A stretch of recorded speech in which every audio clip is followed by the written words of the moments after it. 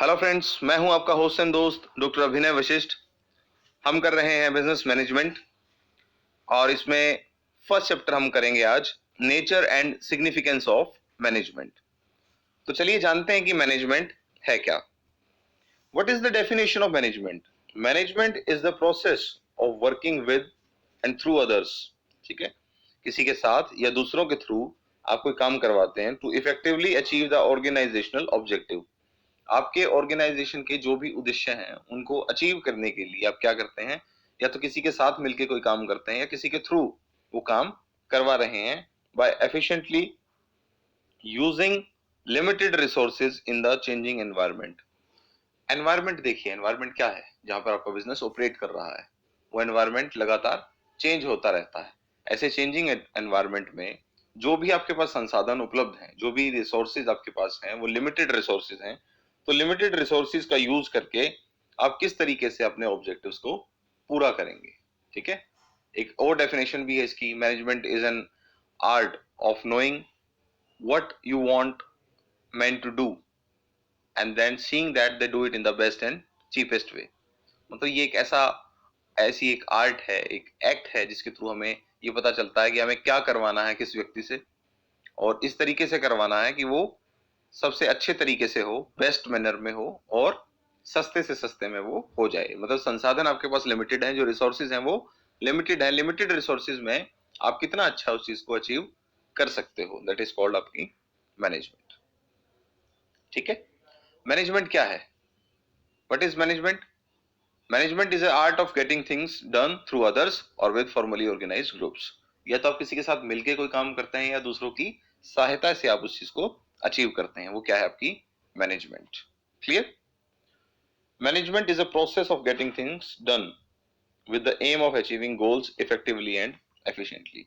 Management क्या है? एक प्रोसेस है जिससे आप चीजों को पूरा करते हैं। कोई भी आपका उद्देश्य है, मान लीजिए आप बिजनेस कर रहे हैं तो उसकी मैनेजमेंट जरूरी है। आप एक स्कूल चला रहे हैं तो स्कूल की मैनेजमेंट जरूरी है। एक फैक्ट्री चला रहे हैं तो फैक्ट्री की मैनेजमेंट जरूरी है। आप कॉलेज यूनिवर्सिटी चला रहे हैं तो उसकी मैनेजमेंट जरूरी है। ठीक है, हर चीज में मैनेजमेंट जरूरी है, स्पोर्ट्स में मैनेजमेंट जरूरी है। ठीक है, यहाँ तक कि रामायण और महाभारत में भी मैनेजमेंट का अहम रोल था। ठीक है, कैसे, वो हम एक आगे एक लेक्चर अपलोड करेंगे, उसमें आपको बताएंगे कि रामायण में किस तरीके से मैनेजमेंट का यूज किया गया। ठीक है, अभी देखते हैं आपके जो गोल्स हैं उसको अचीव करने के लिए, जो भी आपका टारगेट है उसको अचीव करने के लिए आपको मैनेज होना जरूरी है। ठीक है, अपने आप को मैनेज करना पड़ेगा, चीजों को मैनेज करना पड़ेगा, लोगों को मैनेज करना पड़ेगा जो आपके पास काम कर रहे हैं। तो हर चीज की मैनेजमेंट जरूरी है। ठीक है, इफेक्टिवली एंड एफिशिएंटली। सबसे पहले इसमें आता प्रोसेस। प्रोसेस क्या है? It refers to primary functions. बहुत सारे फंक्शंस हैं इसमें, 5 फंक्शंस बताए गए हैं मैनेजमेंट के: planning, organising, staffing, directing and controlling.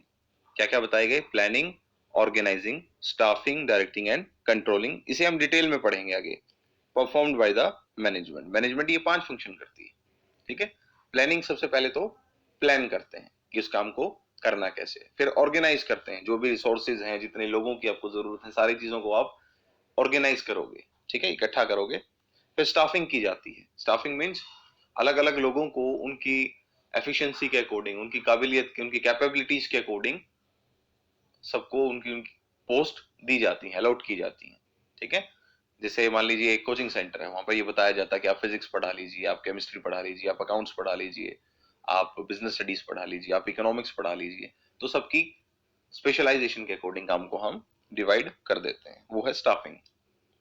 Directing में क्या करते हैं? जैसे फिल्म का डायरेक्टर होता है, डायरेक्ट करता है, लाइट्स, कैमरा, एक्शन, किस काम को कैसे करना है वो सारी चीजें बताई जाती हैं, डायरेक्ट किया जाता है आपको, है ना, निर्देश दिए जाते हैं। So that is called directing.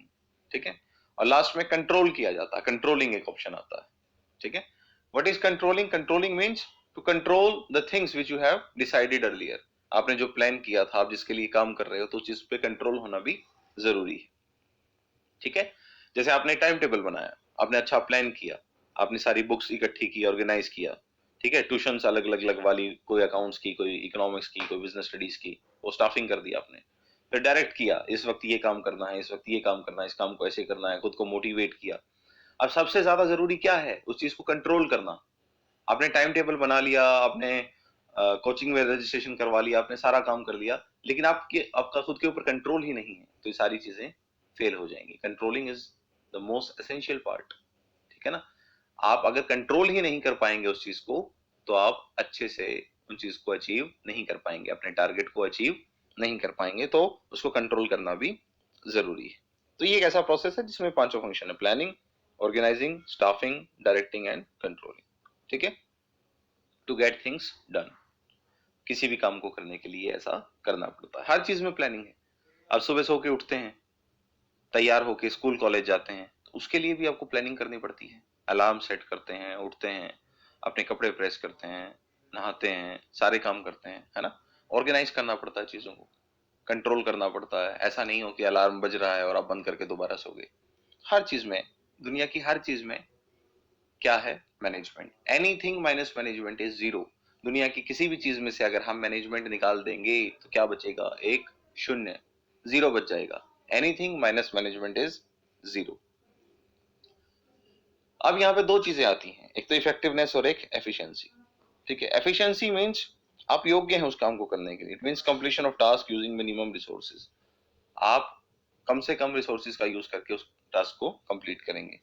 Effectiveness क्या है? It means completing the right task to achieve the deputed goal within the time frame. Effectiveness क्या है?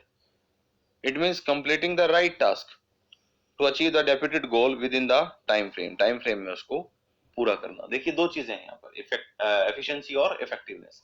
एफिशिएंसी मतलब आप उस काम को कर सकते हो, ठीक है। एफिशिएंसी मीन्स आप उस काम को करने के योग्य हो, ठीक है।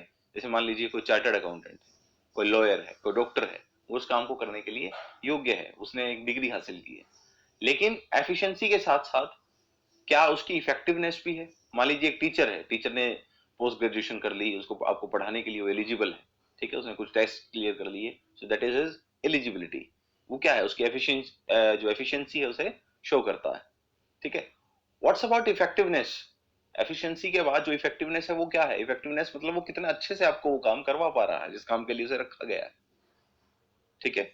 मान लीजिए ये कहा जाए कि आप चार्टर्ड अकाउंटेंट होने के बाद या पीएचडी करने के बाद, आप नेट क्वालिफाई करने के बाद आप ये पढ़ा सकते हैं कॉलेज में, ठीक है। वो क्या है हमारी? वो एफिशिएंसी है, हम योग्य हैं उस काम को करने के लिए। इफेक्टिवनेस क्या है? हम उसको कितना अच्छे से कर पा रहे हैं, उस टाइम पीरियड जो हमें अलॉट हुआ है उस टाइम पीरियड के अंदर अंदर उस काम को हम कंप्लीट कर पा रहे हैं, वो क्या है? हमारी effectiveness.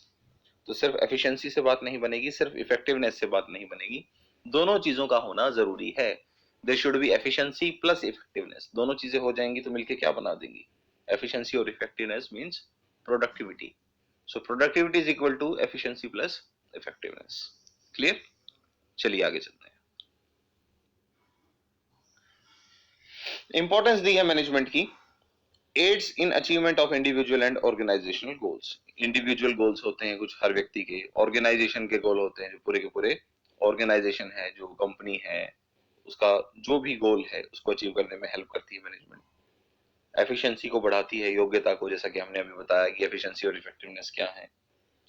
Enhances optimum utilization of resources. Resources का ठीक से यूटिलाइजेशन हो सके, ठीक है।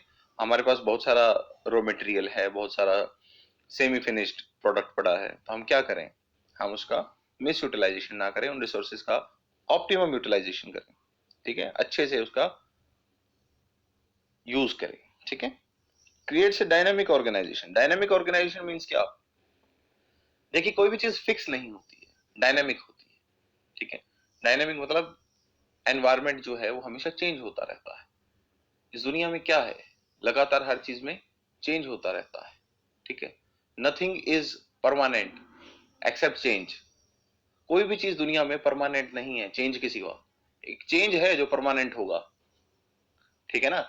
चेंज हमेशा रहेगा, हमेशा कुछ ना कुछ चेंज होता रहेगा, चेंज इज परमानेंट। इसके अलावा कोई भी चीज दुनिया में परमानेंट नहीं है, उस सब में चेंज होता रहेगा, ठीक है। तो डायनेमिक ऑर्गेनाइजेशन क्या? एनवायरनमेंट चेंज हो रहा है, ऑर्गेनाइजेशन को उसके अकॉर्डिंग चेंज होना पड़ेगा। अगर आपकी मैनेजमेंट अच्छी है तो आप उस चेंज के साथ साथ अडेप्ट कर पाएंगे, ठीक है।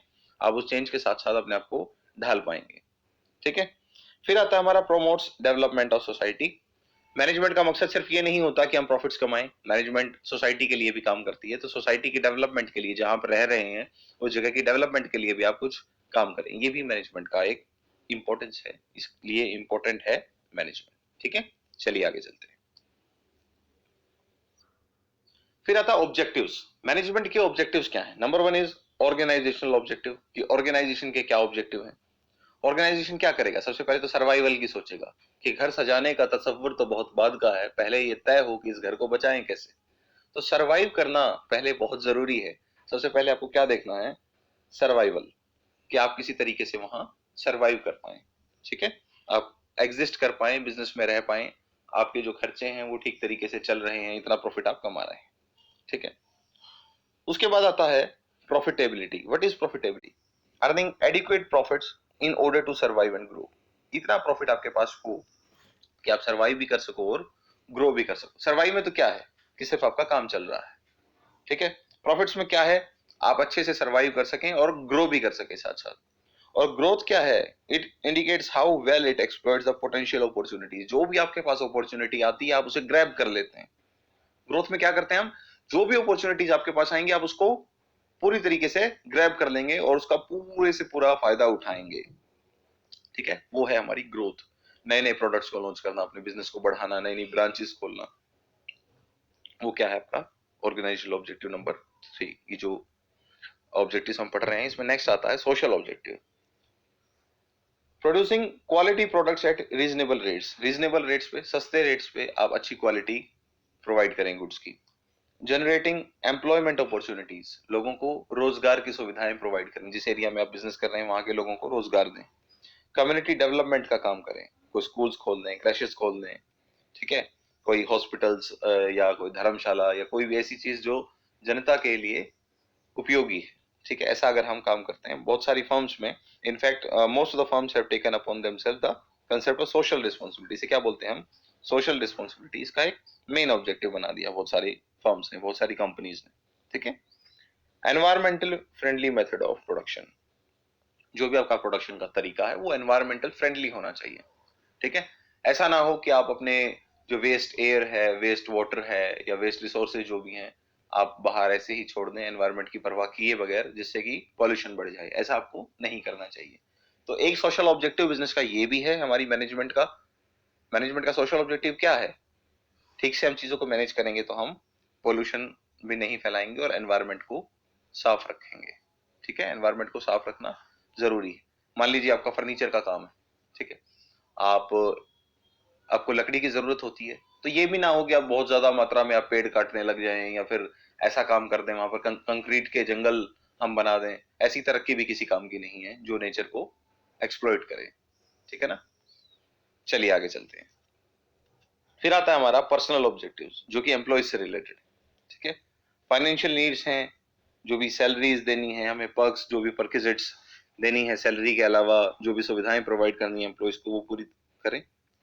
दूसरा, सोशल और सेफ्टी नीड्स जो है एम्प्लॉयज की, कि पीयर रिकॉग्निशन मींस जो जिन लोगों के साथ वो काम कर रहे हैं वहां पर उनकी जान पहचान हो, उनकी सेल्फ रिस्पेक्ट हो। ठीक है, और जो उनके कलीग्स हैं उनके अंदर उसको रिस्पेक्ट मिले।